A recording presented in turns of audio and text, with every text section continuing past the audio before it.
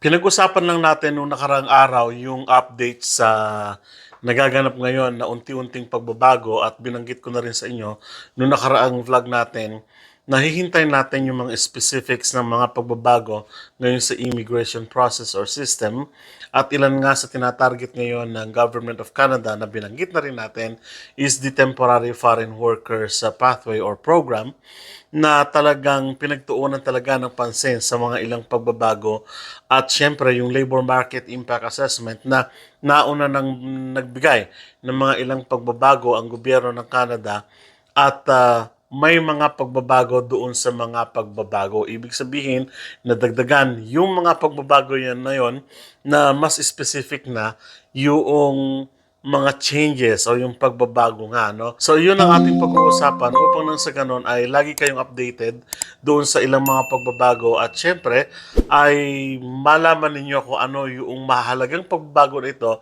na syempre makaka-apekto naman talaga sa inyong application papunta po dito sa Canada, no? Ang sabi po ng Immigration News Canada na sinulat po ni Kamaldeep Singh, there are 3 Canada LMIA rules are now in effect ngayong September 26 na ginagawa po natin itong video na ito, no?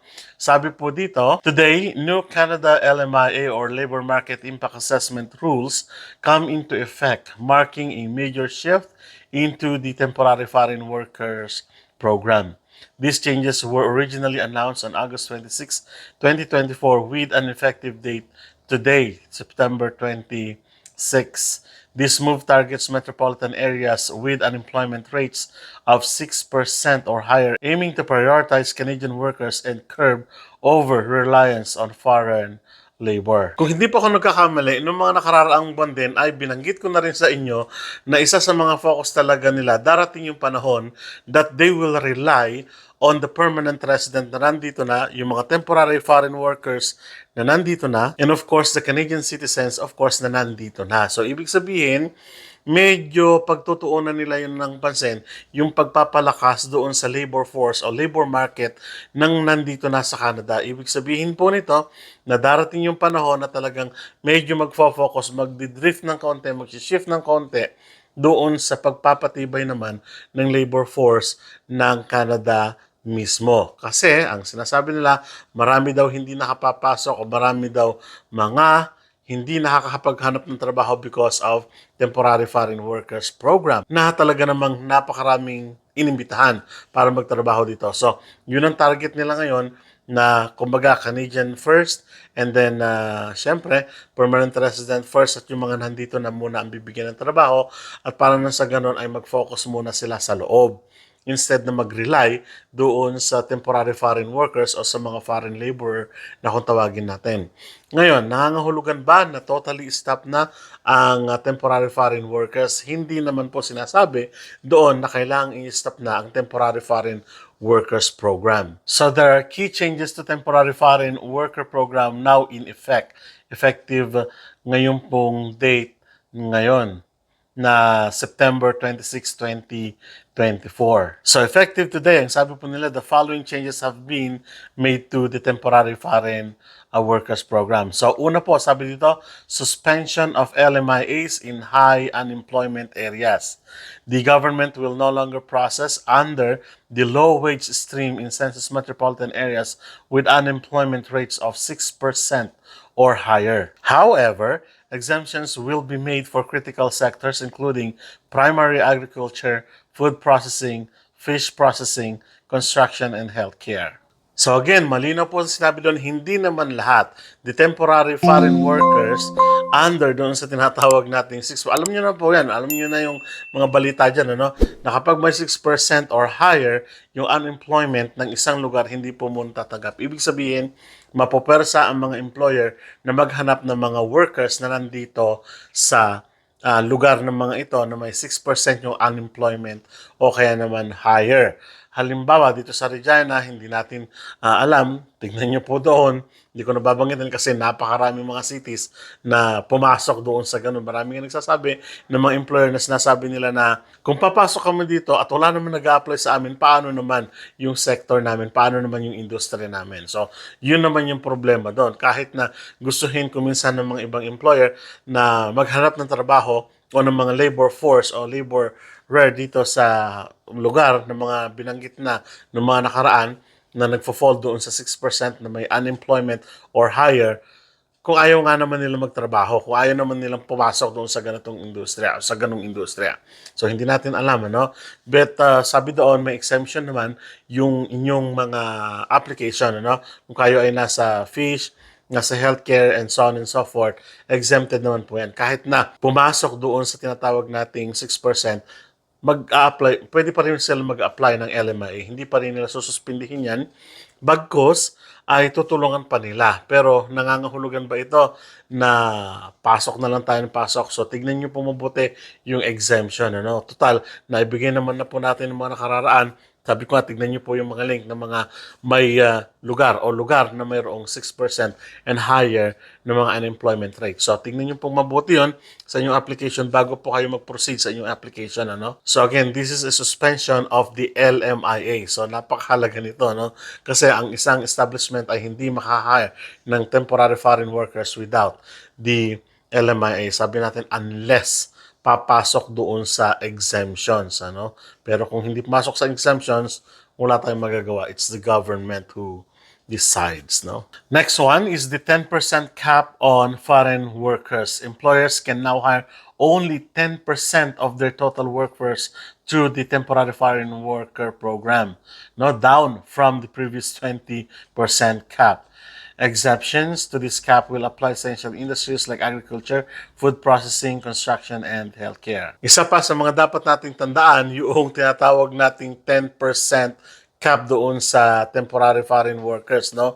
Kung dati 20%, for instance, mayroon kang 100, so 20% doon dapat yung temporary foreign workers mo, and the rest will be from permanent resident o dati nang nagtatrabaho o kaya naman ay permanent resident. So, ganun po ang ibig sabihin nun.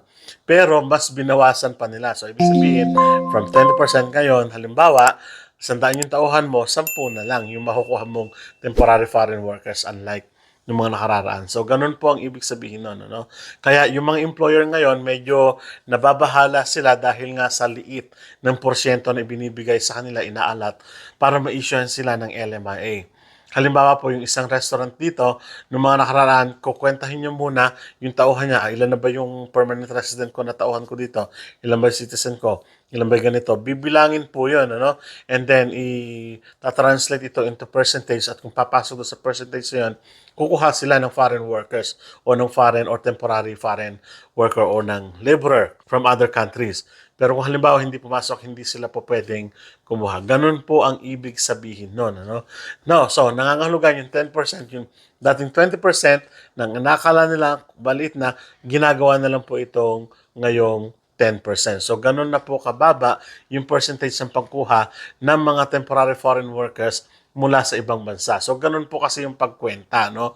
Para ma-issuehan yung isang employer o isang company ng LMIA or ng Labor Market Impact Assessment. So, medyo mas tedious na o mas mahigpit na talaga yung process ngayon ng LMIA. So, wala tayong magagawa doon, ano? And the third one, reduce employment duration. The duration of employment for workers hired through low-wage stream is now limited to 1 year, reduced from previous 2-year maximum. Meron po akong kilala na taga Nova Scotia dati at nando sila sa gilid ng sa baybayin at ang production nila ay anong tawag doon yung sa prawn at saka not prawn, yung lobster. Nag-message sa akin na problema niya 2 years lang daw. Mas malaking problema na naman ngayon dahil instead na dati ay 2 years yung itatagal ng temporary foreign workers nasa low-wage stream, ngayon ay 1 year na lang. So, ibig sabihin, gaano lang katagal yung 1 year, di po ba?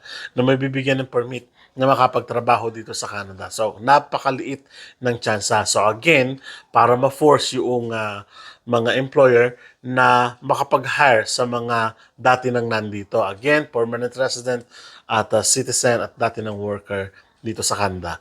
So, paano ka pa makakahanap ng permanent na job mo doon, no? So, hindi naman lahat ay nakakahanap ng permanent na trabaho if you are in the low wage, no? Temporary foreign workers o yung tinatawag nating sa stream na yon. So, kung yung 2 years nga nahihirapan yung mga temporary and low wage na mga workers, how much more doon sa 1 year, no? So, ang mangyayari siguro niyan, ang sinasabi, bali-balita, ay kukuha sila ng mga tauhan. Dati naman na itong ginagawa. For instance, Mexico and other Latin countries na mga bansa na dati lang pinagkukunan ng mga low wage at ng mga temporary na madali lang naman makauwi. So, ibig sabihin, sa mga plantation ng mansanas, plantation ng mga grapes, and then sa lalo-lalo na sa eastern part ng Canada, ganun kasi ang ginagawa nila sa mga vineyards and so on and so forth, na talagang seasonal yung kanilang trabaho at pagkatapos na ng anihan, then uuwi na sila, parang ganun, parang 4-6 months, and then uuwi na sila ng bansa, and then i-rehire na lang sila pagdating uli ng anihan, something like that. So ganun po kasi ang nangyayari sa mga low wage o yung tinatawag nating seasonal, no, workers. So ngayon, medyo mas lumiit pa ang tsansa ng ilan na gawin silang permanent workers doon sa kanilang mga industries. So, medyo talagang hinihigpitan ng gobyerno ng Canada yung mga programa ngayon para na sa ganon, ma-force ang mga employer na kumuha ng mga workers na nandito na sa Canada. So, yun yung mga ilang program, 3 mahalagang programs na may kinalaman sa LMIA. At inaasahan natin na mas marami pang pagbabago, sabi nga natin, sa mga susunod na panahon. Ito lang ay ilan sa mga pagbabago na nagaganap na. No? So, tandaan niyo po yan. Kung nasa ganitong stream kayo, please read carefully at kumonsulta sa mga kaibigan, sa mga kamag-anak na nandito if you can avail yung ibang program na pwede kayong makarating at maging permanent resident ng Canada. So, huwag po kayo mawawalan ng pag-asa at patuloy lang ng mangarap. At dahil alam natin ito ay hindi naman panghabang buhay na programa na gagawin ng Government of Canada. At alam natin na mangailangan pa rin ang Canada ng mas maraming foreign laborers or workers sa mga susunod na panahon. So, umasa po tayo doon. No? So, maraming salamat at kita-kita po tayo sa mga susunod na vlog. Hanggang sa muli po. Paalam.